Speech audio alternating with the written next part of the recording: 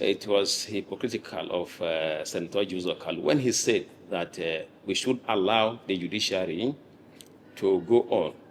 Meanwhile, when he was sent to prison, he did not allow the judiciary to continue with their work. He used the political means to set himself free, even though there are the corruption allegations against him. To the best of my own knowledge, this is based on my personal understanding, they are real. He was supposed to be in prison, but due to political considerations, he was released. In the case of Nnamdi Kanu, I believe he is not supposed to be in prison. I give reasons for that. Whatever you will accuse Nnamdi Kanu to have done, Igboho did worse than that. Today, he's a free man. Whatever you will accuse Nnamdi Kanu to have done, Sheikh Zazaki did worse than that. He is a free man. Zazaki from the north, Igboho from southwest. Then why is Nnamdi Kanu in prison? That's why one of the respected traditional rulers, in the presence of President Tinubu and other traditional rulers, he did mention this, and I was very happy. I can't remember his name again. And that is the kind of leader that we need in this country, to tell authority the truth. Whatever you are accusing, he said that the Igboho and Nnamdi Kanu, they are the same. They are doing the same. They did the same thing. But I believe that that Nnamdi Kanu has not committed any offense. He is there maybe probably because he's an Igbo man, and if this country has to move forward, we have to be treated equally. And if there's no equal treatment to all Nigerians, there can never be peace. We need justice. Is that justice that, yes, that if you claim that Nnamdi Kanu, yes, erred, and Igboho, Agzazaki, they also erred, they were forgiven. So Nnamdi Kanu should also be forgiven, or clemency, since there's a court pronouncement now. But we all know in Nigeria that the judiciary is the most corrupt institution we have, followed by higher institutions of learning. The most corrupt institution is the judiciary, followed by higher institutions of learning in Nigeria. So there's nothing good that can come from the judiciary. They take orders from the presidency, including... Are you saying from a position of information or data available to you, or just your perception? No, it's not my perception. There was a data that was released by one of statistics that was carried out, and the data was released. And it accused the judiciary to be the most corrupt, followed by the media. I see the judiciary, I take judiciary first, then high institution of learning, or high institutions of learning, then judiciary. Although, when it comes to being irresponsible, the high institutions of learning, the lecturers are the most irresponsible. Why do you say so? But you see, 60 years old lecturers sleeping with 16, 17 years old girls. I'll give you a specific example. The Faculty of Education in Ahmadu Bello University, Zaria. I want to write to NUC to scrap the entire faculty, because the majority of the lecturers there are Randy lecturers, very irresponsible. I met with the head of department in the Department of Library and Information Science, Dr. Habibu. I told him, I don't want to mention the name of the lecturer since he's not here to defend himself. He just left the office of dean, the former dean of the Faculty of Education. He said, ladies have been complaining about this dean. He is sleeping around with young ladies, young to be his granddaughters. Talk to him. We cannot tolerate this again.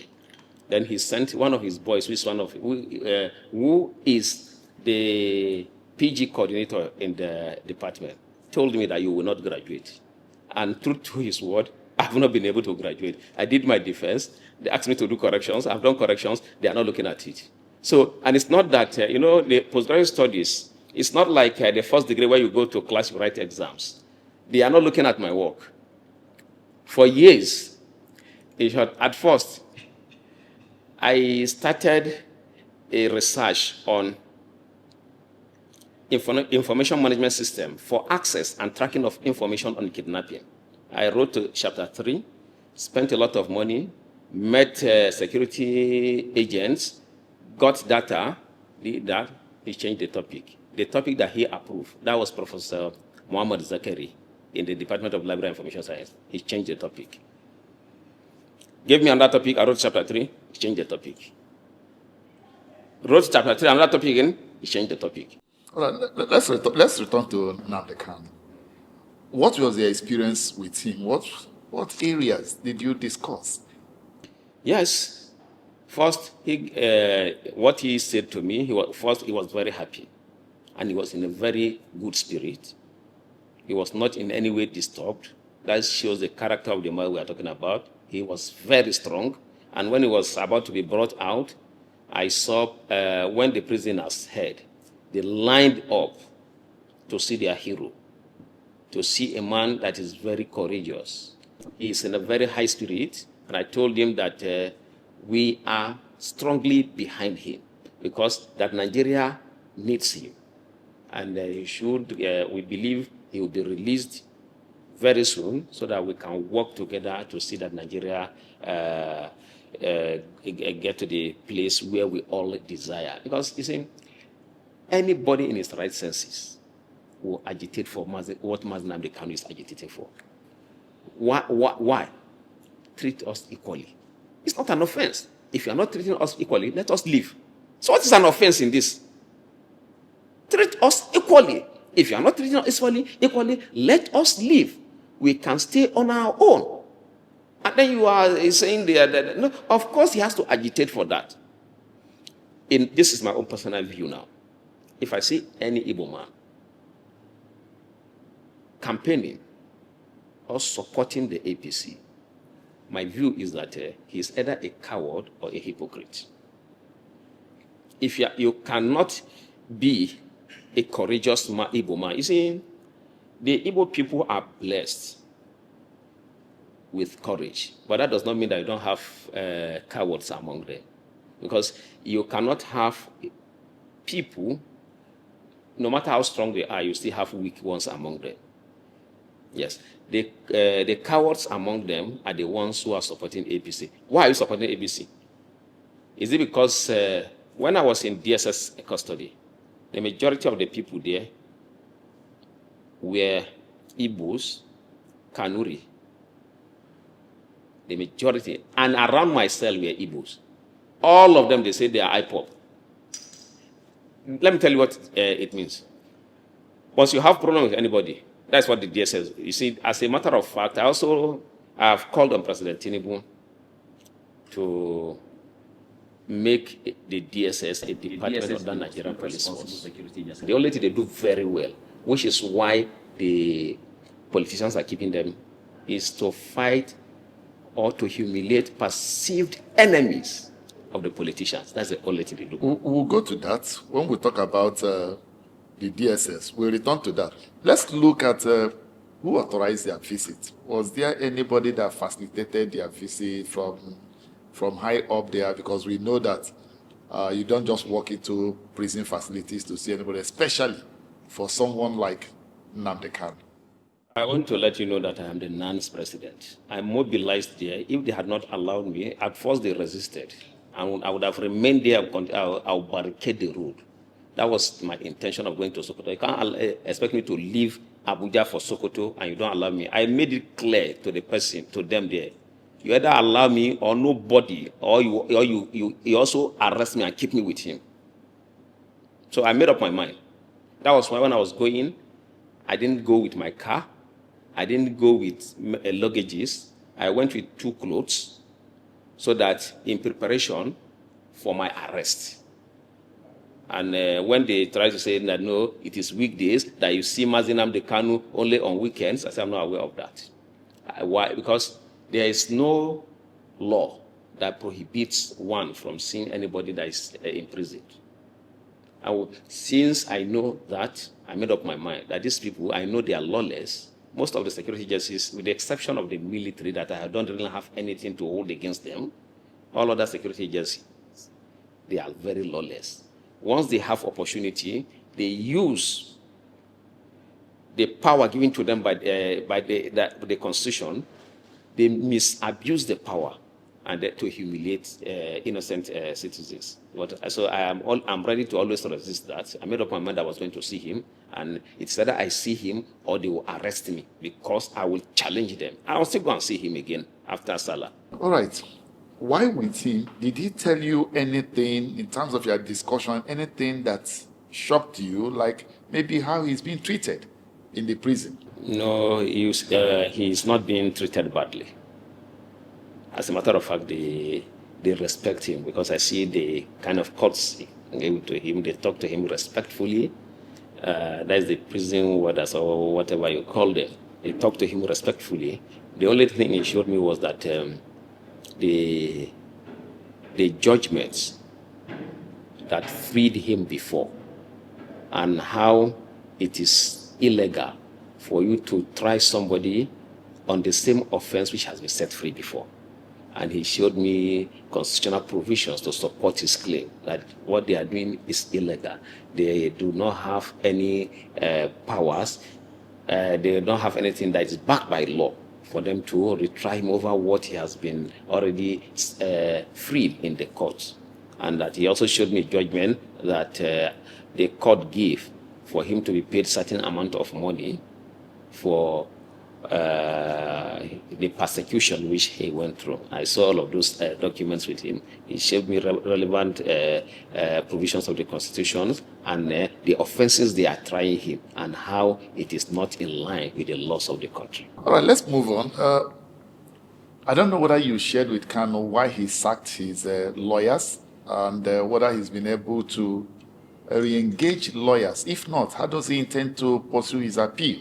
Well, even though we didn't discuss that, but he didn't sack them. What happened was that he only relieved them because he saw that it was not a case of that the law was being considered. And lawyers, they discuss based on law and evidence. So when he saw that it was just political persecution, so he realized that there was no need for him to engage lawyers, because there was nothing like, the law was not involved in deciding his own case. So that was a smart move by Nnamdi Kanu, because if law was involved, yes, he would have allowed his lawyers to continue. He didn't sack them. They are still his friends, and he holds them in high esteem. All right, let's look at, some people are saying Kanu's case is being dangled like a bargaining chip for 2027. What do you have to say about this? Yes, I agree with those who are saying that. But the truth of the matter is that even with what is going on, the campaign of governors into APC, the presidency, President Tinubu, per se, knows that there's no way he's going to win votes in the Southeast if he doesn't release Nnamdi Kanu. So he's playing his card very well to see that maybe close to the election, Nnamdi Kanu will be released, and if maybe, and then so that he can talk to the people, because as it is today, a lot of people are loyal to him. I know that, because during the protest, when we protested before the judgment for him to be released, while the protest was going on, police came, they were throwing tear gas and started shooting at us directly. So we dispersed. All my friends ran away. And I got to a junction where I became afraid, because people were gathered there. And at that time, because I still know that those people who abducted me are still trailing me to see how they can still hurt me. So I was alone. So I was afraid. Some guys came to me and said, "Oh, this is Comrade Atiku, the NANS president, who has been fighting for Nnamdi Kanu." I said, "Come, let's go." They took me. I said, "I don't know them." Later I realized these are able guys. They were, in short, one, because my phone was not even with me. And I told one of them, he gave me his phone. And they provided security for me. They say, "You are a great man. We thank you. We appreciate what you are doing." So that shows that people love Nnamdi Kanu. And I now told them, "Why are you people not protesting with us?" Because it was around down area one, where if you are going to around that legislative quarters, where they sell spare parts around there. I've forgotten the name. Apple, thank you very much. Say, why people not joining? We shouldn't run. Run from this police. Once they go, we should come back. Saying, the reason why we are being careful is that these people are heartless. That these our shops now will be demolished if we join this protest because they know the majority of us are Igbos. Say, what kind of humiliation is this? Did they create themselves as Igbos? Say they know majority of us here are Igbos. Once we join this protest, they will demolish our shops. That's why we are being careful. We cannot do what people are doing. To them, they think I'm outside. He said, you are Hausa now. They will release you and they won't harm you. But for us, if we do anything, our source of livelihood is gone. Somebody is tempted to ask, what is the attachment to Nnamdi Kanu? You see, whenever you are blessed, people want to be like Nnamdi Kanu. You see, it's not by power, it's God's favor for people to have confidence in you, for people to love you. This is what the politicians want. They cannot have it. When he speaks to the people, they listen. Anywhere he comes, he has this charisma that people want to listen to him and obey him. And he has, with that, of course, he will have many enemies. With that alone, that blessing from God alone attracts enmity. And that's why the powerful ones who want to control the people, the kind of influence he has. He's not forcing people. If Nnamdi Kanu says now, Atiku, I want you to start trekking from Abuja to Sokoto, I'll start trekking. He's not using anything. I'll start trekking, I'll start going. So that's the kind of influence he has of people. And that is why they are afraid and they have kept him in prison.